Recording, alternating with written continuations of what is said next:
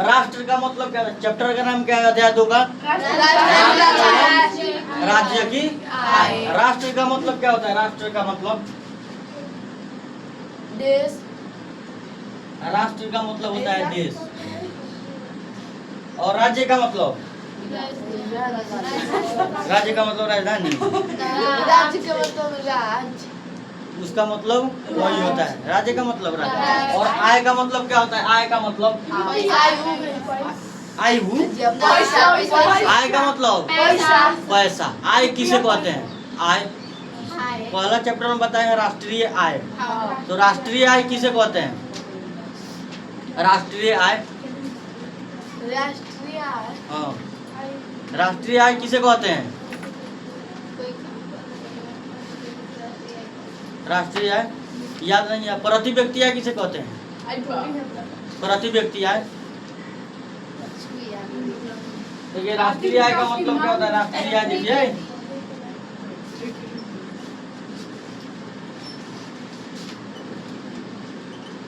राष्ट्रीय आय। राष्ट्रीय का मतलब देश। किसी भी देश में देखा जाएगा कि कितना वस्तु का उत्पादन हुआ है, कितना वस्तु का उत्पादन हुआ है और कितना वस्तु का सेवा हुआ है। सेवा का मतलब देखभाल। कौन ऐसा काम है भारत में, चाहे किसी भी देश में, कौन ऐसा काम है जिसको करने से लगता है कि सेवा किया जा रहा है? आप बता दिए हैं। क्षेत्र के आधार पर बताए तो अर्थव्यवस्था। क्षेत्र के आधार पर अर्थव्यवस्था कितने भागों में बांटा गया है? नहीं बताया, 3 भाग में, प्राथमिक, द्वितीय, तृतीय। तो सेवा क्षेत्र को किस नाम से जाना जाता है? तृतीय क्षेत्र को सेवा क्षेत्र कहा जाता है। तो तृतीय क्षेत्र में कौन कौन सा काम है उसमें लिखवाए थे? जैसे में हाँ, डॉक्टर, विद्यालय, शिक्षा, स्वास्थ्य, संचार, परिवहन, ये सब लिखवाए थे कि नहीं लिखवाए? जैसे में हम पढ़ा रहे हैं तो आप लोगों का सेवा कर रहे हैं। हम पढ़ा रहे हैं तो क्या कर रहे हैं? सेवा कर रहे हैं। हॉस्पिटल में जाइएगा तो डॉक्टर जो है वो मरीजों का सेवा करता है, सेवा करता है। और जो गाड़ी वाला है, परिवहन का मतलब क्या होता है?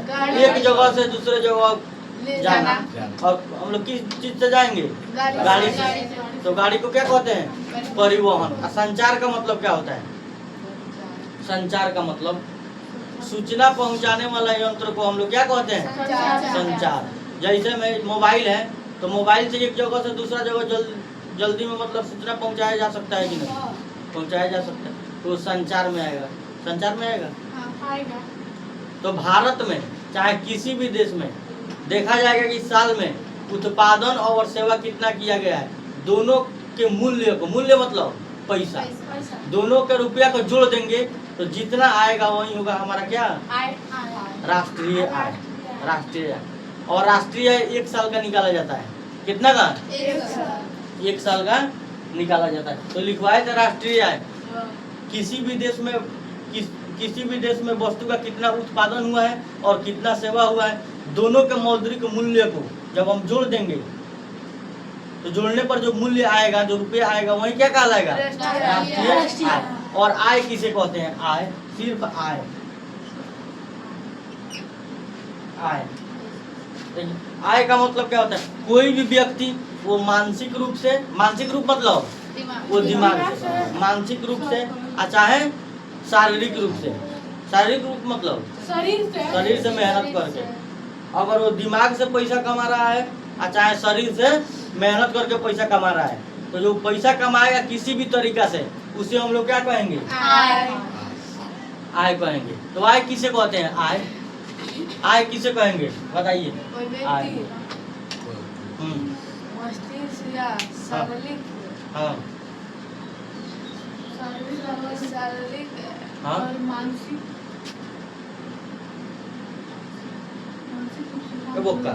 किसी भी व्यक्ति को मानसिक या शारीरिक रूप से काम करने के बदले में जो पैसा मिलता है उसे ही हम लोग क्या कहते हैं? आय कहते हैं। क्या कहते हैं? आय। एक व्यक्ति आए थे रैगनर नॉर्क्स, वो अर्थशास्त्री थे। क्या थे? अर्थशास्त्री। रैगनर नॉर्क्स, रैगनर नॉर्क्स ये आए थे तो एक बात कहे थे कि गरीबी गरीबी को जन्म देती है, गरीबी गरीबी को जन्म देती है। अब बताइए गरीबी गरीबी को जन्म कैसे देगी, बताएगा कोई? गरीबी गरीबी को जन्म कैसे देगी, उदाहरण बताइए। उदाहरण बिहार के पिछड़ेपन का कारण बताए थे, उसमें था जनसंख्या।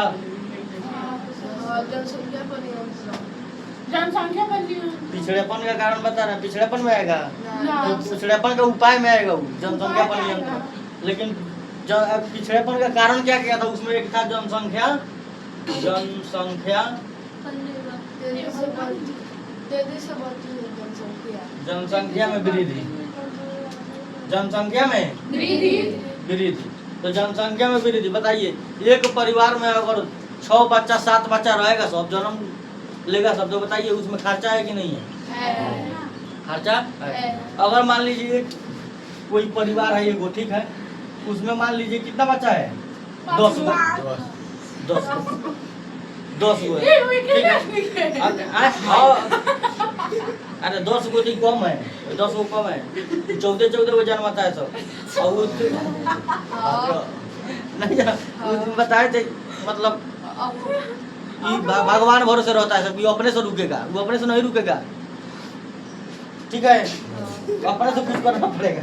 तो 10th क्लास में पढ़ना, बायोलॉजी में पढ़ना है, ठीक है, 10th क्लास में बायोलॉजी पढ़िएगा तो उसमें पता चल जाएगा कैसे कैसे क्या करना है, ठीक है, समझ जाना तुम भी। देखो ही बस, अगर मान लीजिए एगो परिवार में 10 गो बच्चा है, ठीक है, और माँ बाप मिलाकर, माँ बाप कितना, 2 गो, तो कितना हो गया, ठीक है। अब मान लीजिए ये जो परिवार है उतना शिक्षित नहीं है, ठीक है। अब ये 12 गो परिवार है, तो इसमें मान लीजिए अगर कोई व्यक्ति, इसका जो बाप है बचवा सन का, और मान लीजिए वो कमा रहा है 20,000 का महीना, 20,000 का महीना, ठीक है, तो 20,000 महीना कमाने से इस सब का चल जाएगा, पढ़ाई का खर्चा और सब का खर्चा, बताइए चलेगा? पढ़ाई का खर्चा है और भी खर्चा है, मतलब खाना पीना का, कपड़ा लता, बहुत खर्चा है। अगर खर्चा देखा जाएगा तो बहुत खर्चा है, ठीक है। तो ये 20,000 में हो पाएगा? नहीं हो पाएगा, ठीक है। कौन गंजी पहन के घूमेगा तो कौन लंगटे घूमेगा, घूमे कि नहीं घूमेगा? अगर वही कम रहेगा तो जितना खर्चा 10 गो पर हो रहा है, अगर 2-3 गो पर खर्चा हो तो बढ़िया जींस पैंट पहनेगा सब कि नहीं, पहनेगा। अब मान लीजिए अब हई 10 गो का शादी हुआ, अब वही 10 गो का शादी, तो 100 हो जाएगा। अगर मान लीजिए इस सब का 5-5 गो हुआ, इसको कितना 5-5 गो, तो वो तो 50 गो हो गया, 50 गो हो गया, बताइए। और अब वही 50 गो हुआ है, 50 गो कैसे चलेगा? ऐसे डेक में खाने बनी कुछ,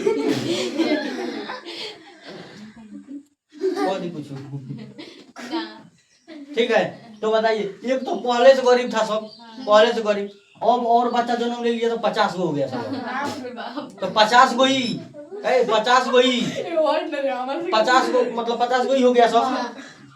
10 गो जो जन्माया है सब 50 गो, उसका माँ बाप कोई हो गया सब 52 गो, 52 गो हो गया सब। अब बताइए एगो परिवार में 52 आदमी, इसमें शिक्षा मिलेगा?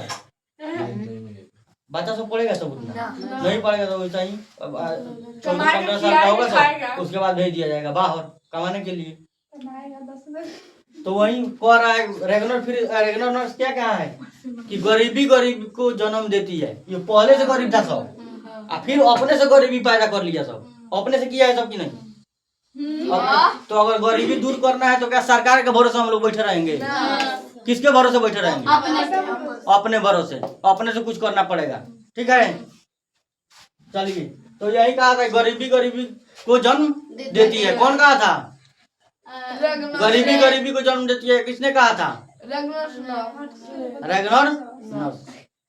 गरीबी के कुचक्र का सिद्धांत, गरीबी के कुचक्र का सिद्धांत किसने दिया था? रेगनर।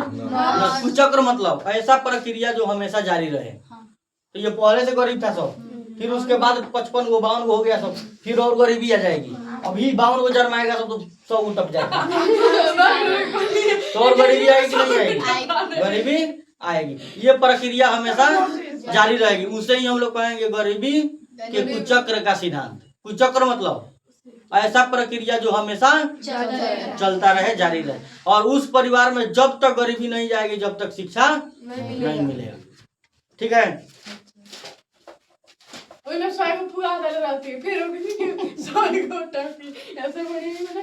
मान लीजिए कहता है सब कि गरीबी मतलब सरकार के वजह से, सरकार के वजह से गरीबी थोड़े है, सरकार के वजह से नहीं है, खुद के वजह से। सही बात है, खुद के वजह से। एक वीडियो में आया था कि एक पूछ रहा था कि हम गरीब काहे हैं, तो दूसरा बोल रहा था कि तुम अपने आदत से गरीब हो। सही में आदत से आदमी गरीब हो रहता है। मतलब देखिए जैसा माहौल, मतलब घर अपने हमारा हम लोग का जो घर है आसपास में जैसा माहौल रहेगा ना वैसा ही आदमी बन जाएगा। मतलब मान लीजिए हम लोग के घर के पास कोई लड़का है चाहे लड़की है, वो पढ़ रही है, सब पढ़ के नौकरी वोकरी ले ली, चाहे 10th क्लास में इंटर क्लास में बढ़िया नंबर ले, तो जो बचवा है ना वो देख कर उसको क्या होगा, मोटिवेट होगा कि हम भी पढ़ेंगे, उससे भी बढ़िया नंबर लाएंगे तो मेरा भी नाम होगा। लेकिन यहाँ पे तो वो सब बात है नहीं है।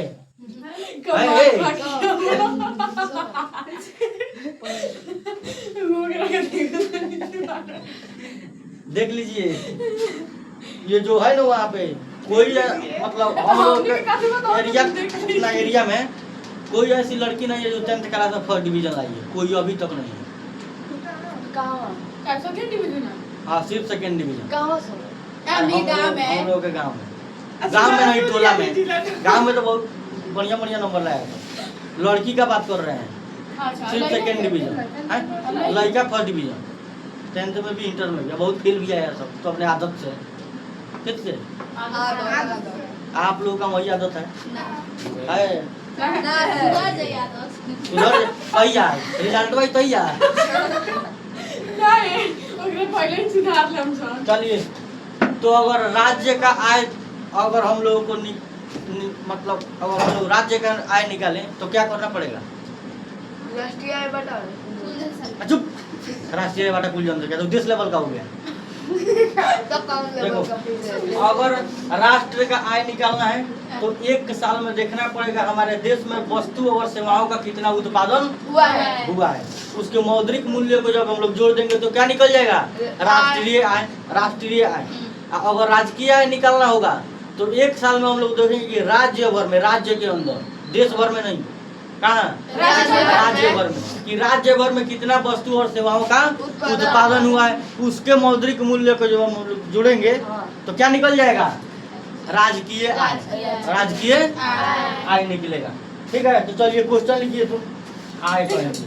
ठीक है, अब आइए तो गरीबी के कुचक्र का सिद्धांत किसने दिया था? गरीबी के कुचक्र का सिद्धांत किसने दिया था? रैगनर। और किसने कहा था गरीबी गरीबी को जन्म देती है? रैगनर। अब आइए, अब फिर प्रति व्यक्ति आय। प्रति व्यक्ति आय पढ़ाए थे पहला चैप्टर में, तो प्रति व्यक्ति आय का सूत्र क्या होता है? राष्ट्रीय आय बटा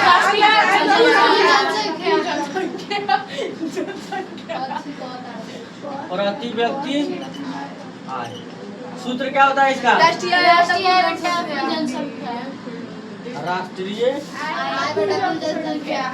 आय बटा कुल जनसंख्या। कुल जनसंख्या। कुल जनसंख्या।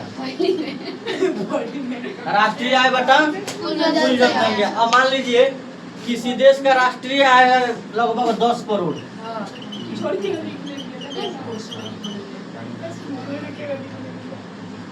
बताइए क्वेश्चन ना बन जाइए एगो। देखो सिसिली नेपाल पर किसका अधिकार है? अधिकार है नहीं, अधिकार था, समय बीत गया है। मतलब वो था, चलिए देखिए इधर है, किसी देश का राष्ट्रीय एक वर्ष में उस देश का राष्ट्रीय कितना हुआ है? 10 करोड़। 10 करोड़। अगर मान लीजिए और उस देश का जनसंख्या कितना है? 5 लाख है।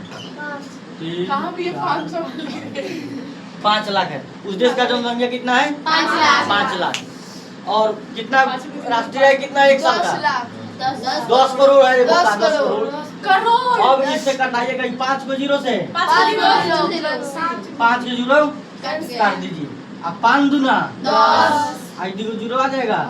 कितना हुआ? 200 इसका मतलब हुआ इसका मतलब क्या हुआ? प्रति व्यक्ति है 200 इसका मतलब कि एक साल में अबल एक महीना में एक महीना में ये जो 5 लाख व्यक्ति है, एक एक व्यक्ति कितना रुपया कमाया है? 200 रुपया कमाया है। यही 200 रुपया जो हमारा होगा क्या कहलाएगा? प्रति व्यक्ति। प्रति का मतलब एक होता है, व्यक्ति का मतलब होता है आदमी, और आय का मतलब होता है पैसा। कि प्रत्येक व्यक्ति कितना कितना रुपया कमाया है। ठीक है। अब इधर देखिए, भारत का कौन ऐसा राज्य है जहाँ सबसे अधिक प्रति व्यक्ति आय है? प्रति व्यक्ति आय मतलब उसको बंद करो, बंद करो।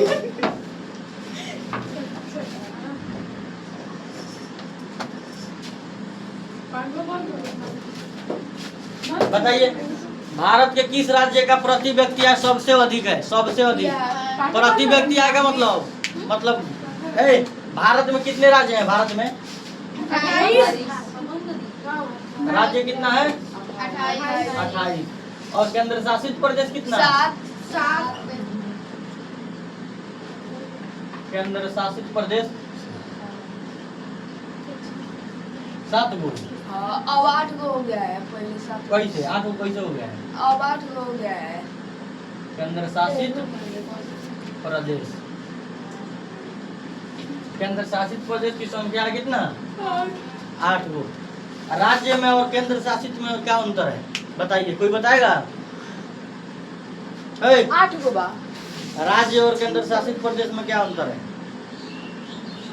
केंद्र शासित राज्य का मतलब होता है कि राज्य को चलाने के लिए एक मुख्यमंत्री रहेगा, मुख्यमंत्री रहेगा। लेकिन केंद्र शासित प्रदेश को चलाने के लिए किसको रखा जाएगा? जो केंद्र सरकार है, केंद्र सरकार, राष्ट्रपति का नाम सुने हैं? राष्ट्रपति।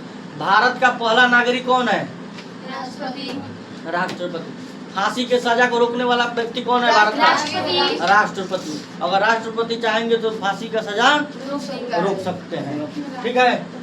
केंद्र शासित प्रदेश जो होता है, केंद्र शासित प्रदेश किसके अधिकार में रहता है? राष्ट्रपति के अधिकार में, केंद्र सरकार के, प्रधानमंत्री के अधिकार में रहता है। ठीक है।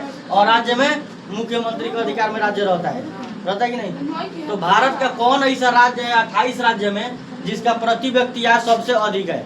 मतलब वहाँ का प्रत्येक व्यक्ति, हर एक व्यक्ति बहुत ज्यादा रुपया कमाते हैं। देखिए, अगर राज्य पूछेगा, राज्य सबसे ज्यादा राज्य किस राज्य में प्रति व्यक्ति आय सर्वाधिक है, तो राज्य पूछेगा तो गोवा। गोवा की राजधानी कहाँ है? पणजी। समझा रहे? इधर लात गिरा देंगे अभी। ये भारत के किस राज्य का प्रति व्यक्ति आय सर्वाधिक है? गोवा। और सबसे कम प्रति व्यक्ति आय किस राज्य का? ये तो सबसे अधिक हो गया गोवा। सबसे अधिक प्रति व्यक्ति आय, सबसे अधिक प्रति व्यक्ति आय, प्रति व्यक्ति आय।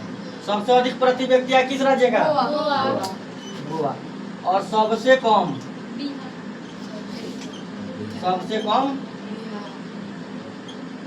प्रति व्यक्ति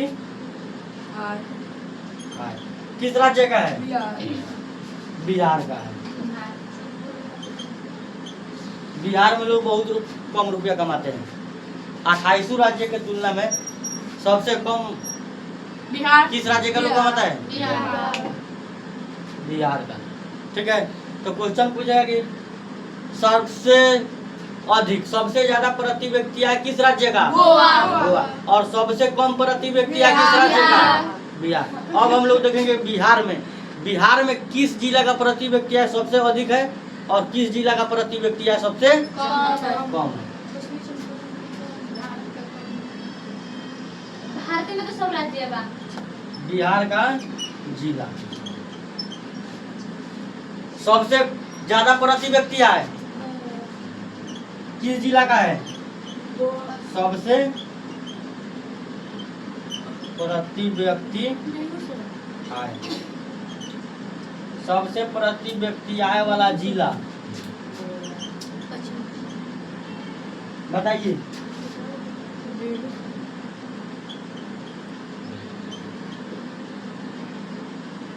बिहार का सबसे प्रति व्यक्ति आय वाला जिला कौन सा है? सबसे अधिक, सबसे अधिक छूट गया था। बिहार का सबसे अधिक प्रति व्यक्ति आय वाला जिला कौन सा है? बताइए। बिहार की राजधानी कहाँ है? पटना। पटना एक जिला है जिसको राजधानी घोषित किया गया है, पटना। अब बताइए, और बिहार का सबसे कम प्रति व्यक्ति आय वाला जिला? बिहार का सबसे कम प्रति व्यक्ति आय वाला जिला कौन सा है? पश्चिमी चंपारण नहीं है, शिवहर। क्षेत्रफल की दृष्टि से भी सबसे छोटा जिला है बिहार का। क्षेत्रफल की दृष्टि से सबसे छोटा जिला, क्षेत्रफल मतलब इसका जमीनी एरिया कितना है? कम है शिवहर का। और बिहार का सबसे नया जिला कौन है? शिवहर। नया जिला है शिवहर। और बिहार का गोवा भी छोटा है। गोवा भी छोटा है, राज्य की तुलना में गोवा छोटा है। चलिए बताइए,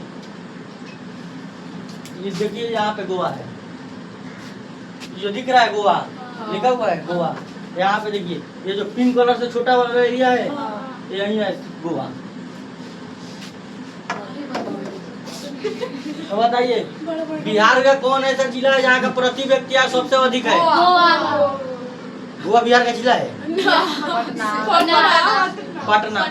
और बिहार का कौन ऐसा जिला है जहाँ का प्रति व्यक्ति आय सबसे कम है? शिवहर। क्षेत्रफल के दृष्टि से बिहार का सबसे छोटा जिला कौन सा है? और क्षेत्रफल के दृष्टि से बिहार का सबसे बड़ा जिला?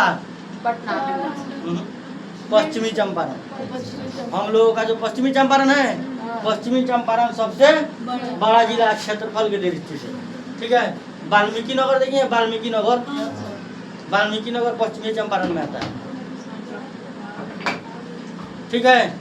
अब आगे देखिए भाइयों, क्वेश्चन लिखिए तो उसके बाद आगे बढ़ रहा है। क्वेश्चन लिखिए तो